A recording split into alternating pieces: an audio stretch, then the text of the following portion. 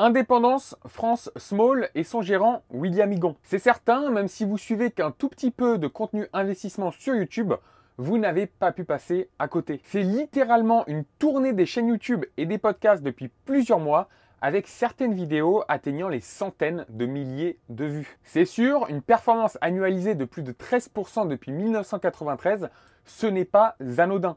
Surtout quand on connaît la performance exécrable des gérants actifs en général, avec notamment l'étude Spiva que nous avons fait en vidéo. Mais alors, pourquoi ce fonds est une exception? Faut-il investir dans ce fonds avec un gérant que l'on surnomme le Warren Buffett français? Vous avez été quelques-uns à me demander mon avis en commentaire, donc voici une vidéo sur le sujet. Pour les nouveaux, bienvenue sur la chaîne L'Investisseur Avisé. Si vous aimez le contenu, abonnez-vous et laissez un pouce bleu au passage. Tout d'abord, je pense qu'il est important de commencer la vidéo par des félicitations. Si l'on regarde l'étude Spiva 2022 pour l'Europe, la 2023 n'étant pas encore sortie à l'écriture de ce script, on y découvre des chiffres catastrophiques. Sur 10 ans, 97,8% des fonds européens sur le marché français ont sous-performé leur indice de référence. Sur 10 ans, seulement 61% des fonds sur le marché français ont survécu. C'est-à-dire que 39%, quasi la moitié, ont simplement mis la clé sous la porte et pas parce qu'ils étaient trop performants. Sur 10 ans, en moyenne, les fonds sur le marché français ont sous-performé de 2,5%, plus que simplement les frais de gestion. Et si l'on regarde la performance des euros investis dans tous ces fonds, nous sommes même à 2,6% de sous-performance. Alors que pour le fonds Indépendance France Small et son gérant William Higon, nous avons des performances totalement à l'opposé. 10,4% de performance sur les 10 dernières années net de frais, soit presque 5 points supérieurs à son indice de référence. Malgré une période très difficile pour les petites entreprises, il explose son indice de référence et sa performance est proche de celle d'un ETF Monde pendant une période compliquée pour les small caps. Si l'on remonte sur les 30 ans d'existence du fonds, il pulvérise tous les indices, S&P 500 compris, grâce aux 13,2% de performance annuelle de ce fonds. Maintenant que ces félicitations sont faites, est-ce que la surperformance de ce fonds, avec son gérant, justifie un investissement sur celui-ci?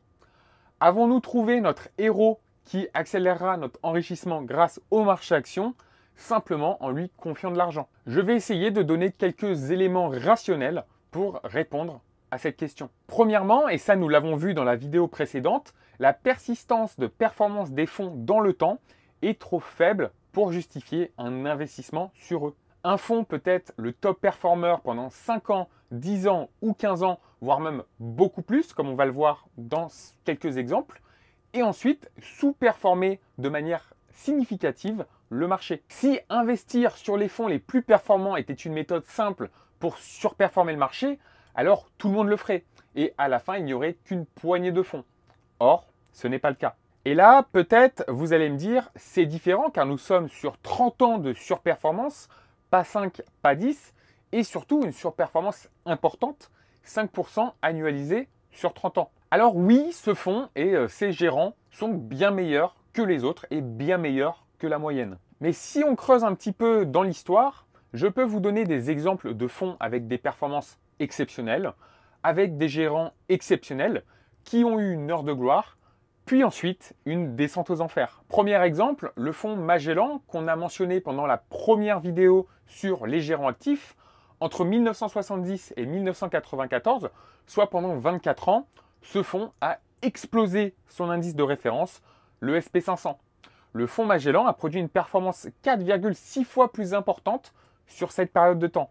Néanmoins, comme vous pouvez le voir sur le graphique, depuis 1994, les performances ne sont plus au rendez-vous et le fonds fait fondre la performance des investisseurs. Deuxième exemple, le fonds Sequoia, très connu dans le monde de l'investissement car il a surclassé le SP500 entre les années 1970 et 2014, soit pendant 44 ans.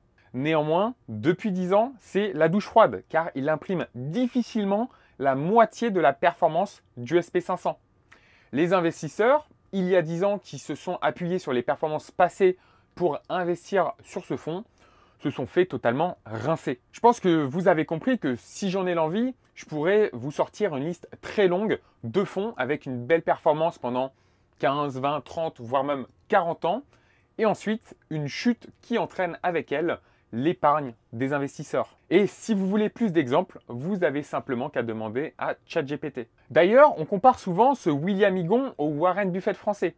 Je pense que je n'ai pas besoin de vous présenter qui est Warren Buffett, mais après avoir écrasé les marchés financiers pendant plusieurs décennies, son heure de gloire est derrière lui et depuis plus de 10 ans, son portefeuille financier qu'il possède à travers son entreprise Berkshire Hathaway sous-performe le SP500. Ce qu'il faut retenir de tout ça, 30 ans de surperformance dans le passé ne garantissent pas une surperformance dans le futur. Car oui, les talents des gérants de ce fonds vont être mis à rude épreuve. Déjà, entre les performances exceptionnelles et cette tournée des chaînes YouTube, le fonds a attiré récemment beaucoup de capitaux. Au 31 décembre 2020, le fonds avait 172 millions sous gestion. 3 ans après, il en a désormais 270 millions, en constante augmentation. Évidemment, ça va être un challenge pour les dirigeants dans le futur, car surtout dans un environnement petit comme les small caps françaises, générer de l'alpha, de la surperformance avec quelques dizaines de millions d'euros doit être beaucoup plus facile qu'avec plusieurs centaines de millions d'euros. C'est un scénario assez commun des fonds actifs.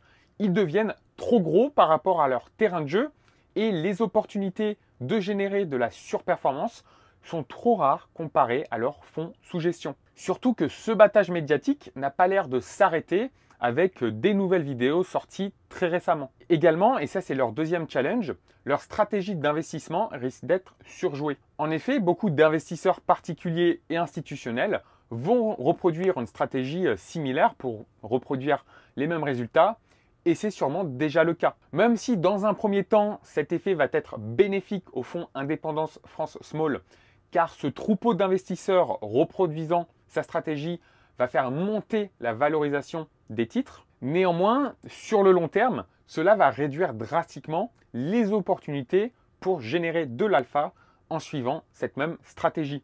Un troisième challenge, je l'ai oublié donc je le rajoute au montage et de toute façon je vais l'approfondir dans une prochaine vidéo, mais il prend vraiment tout son sens ici.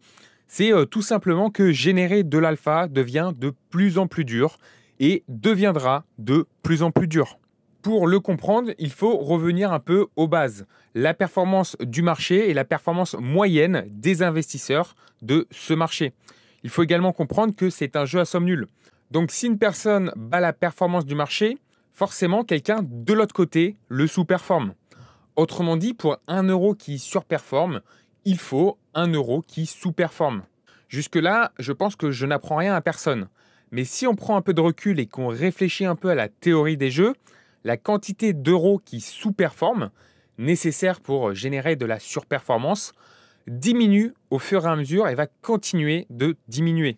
Je vais vous donner quelques exemples. Les particuliers n'ont plus besoin d'être des boursicoteurs du dimanche et être la pâture des gérants compétents pour profiter du marché action. En quelques clics, ils peuvent reproduire le marché et donc ne plus être les victimes qui sous-performent le marché. Même si évidemment l'homme avec un grand H va toujours se penser plus intelligent que la moyenne et nous continuerons donc de voir des particuliers tenter leurs aventures stock picking avant le plus souvent évidemment se rabattre sur une stratégie indicielle quelques années de sous-performance plus tard. Souvent d'ailleurs en général on est sur du 5 à 10 ans avant que les gens s'en rendent compte. Mais du coup la plupart des investisseurs particuliers se tourneront désormais directement vers une gestion indicielle ou avec un petit délai. Donc, par définition, ils vont reproduire le marché et ne pourront plus, par définition, le sous-performer. Également, les gérants incompétents, soit la quasi-totalité des gérants, vont offrir une sous-performance à leurs clients pendant quelques années avant que ces mêmes clients s'en rendent compte et, de manière très rationnelle, changent leur stratégie vers une gestion indicielle. Évidemment, dans ces cas-là, il n'y a pas de retour en arrière. Cette transition entre gestion active et gestion passive est déjà en marche, comme nous pouvons le voir par exemple avec le marché américain. Et ça, ce sont que 2 exemples. Évidemment, cette transition va prendre du temps et que de toute manière, il y aura toujours quelques investisseurs incompétents dans le marché pour permettre à certains de générer de l'alpha. Mais est-ce que la quantité de victimes dans le futur sera suffisante pour générer suffisamment d'alpha pour à la fois compenser les frais de gestion élevés et offrir une performance supérieure aux investisseurs. Ça, évidemment, personne ne le sait. Alors faisons un petit récap. La performance du fonds Indépendance France Small est exceptionnelle depuis 30 ans. Néanmoins, 30 ans de surperformance dans le passé ne garantit en aucun cas une surperformance dans le futur. Nous avons des études théoriques et des exemples empiriques pour le prouver. En prenant compte des challenges du fonds et également des frais de gestion de 1,95% par an, il est possible que ce fonds continue de surperformer dans le futur.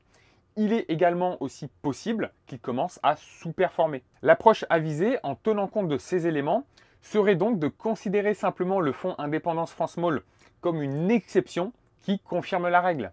L'exception des 30 dernières années, mais pas forcément l'exception des 30 prochaines. L'approche rationnelle serait donc de plutôt investir sur des ETF globaux à bas coût.